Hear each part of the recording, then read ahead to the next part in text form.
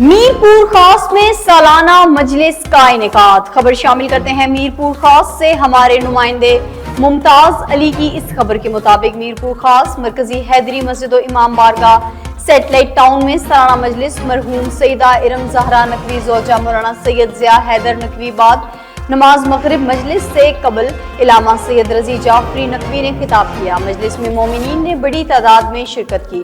آخر میں نیاز و لنگر کا اہتمام بھی کیا گیا۔